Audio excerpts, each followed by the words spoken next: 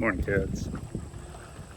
Third time's a charm. We're on a walk today, you and me, Cheech, and Mildred. I just acting a fool. It's a good thing we're out getting this energy out of her.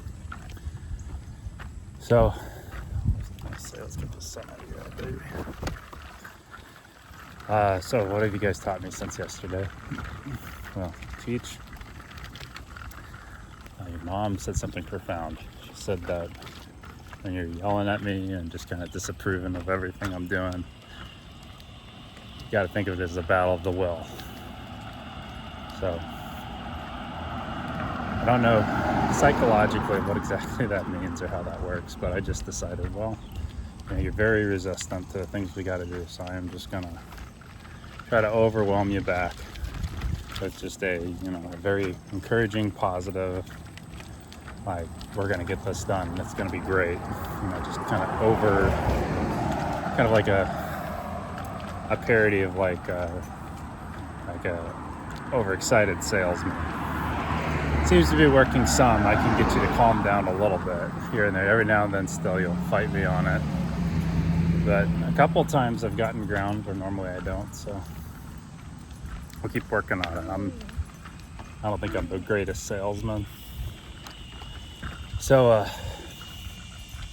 I'm working on trying to use just a good strong will, like trying to be more excited than you are upset, and seeing if just that'll be a useful tool, trying to develop that tool.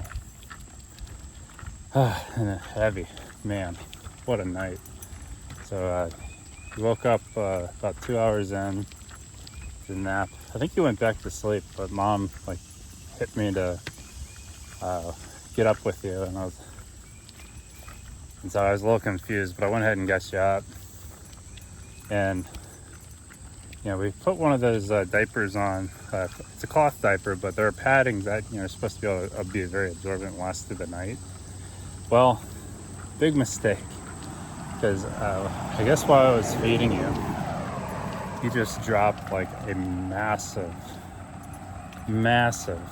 diarrhea poop, leaked out the diaper onto your clothes, onto the swaddle of the snoo. And that snoo, I don't want to have you laying and poop in there. And so I was just like, oh man, I gotta clean this. So I did everything by hand, and then threw a couple of dryers, towels in the dryer, and just dried off what I had cleaned and washed in the sink. I did a pretty good job. I think the washing machine does better, but it did good enough to where you can't see anything. And then the dryer you have to run it twice to get it real good and dry.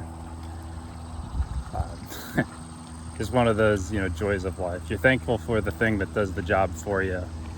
You wish it did a better job, like a brand new one, but it's better than nothing. I can't qualm with that. So very thankful for that. But you and me were just sitting up, and the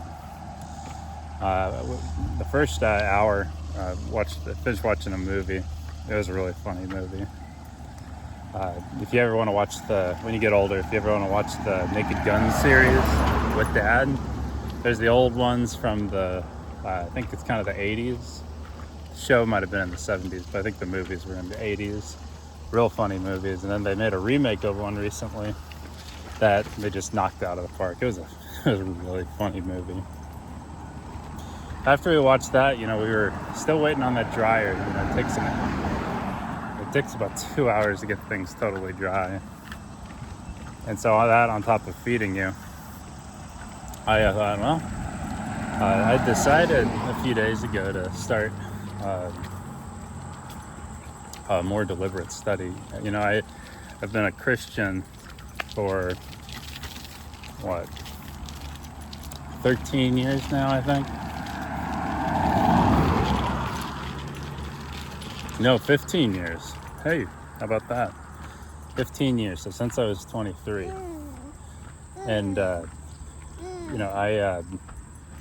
when I turned 30 roughly, I felt like I wasn't taking good ownership, or what I eventually kind of like grew into is I just wasn't very satisfied with in my current state, and I determined it's probably one of two things. One, there's something missing, or two, I'm not taking enough ownership of my faith. And so I kind of doing a couple things. I'm going to restart a Bible in the Year program that I did it before, and I thought I could be more intentional with study this year, and that just hasn't happened. So we're going to listen to the Bible in a Year podcast today and start that and get through the year. The other thing, I wanted to start kind of taking ownership of just like the Christian life steps. You haven't been baptized yet, because as of right now, just where kind of our family's common faith lies is a place where you make that decision to walk with God, and then you're baptized. Now, I don't. It's one of those things I genuinely don't know if that's right or not, or if that's the most advantageous.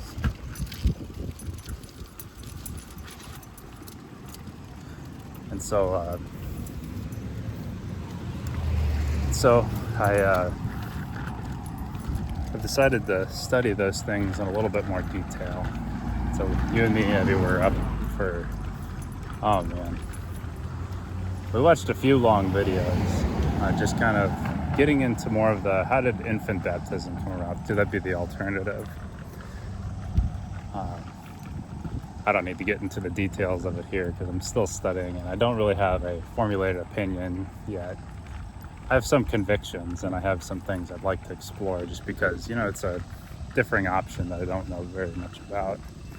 But I'm learning, and I'm going to try to give this month to studying it.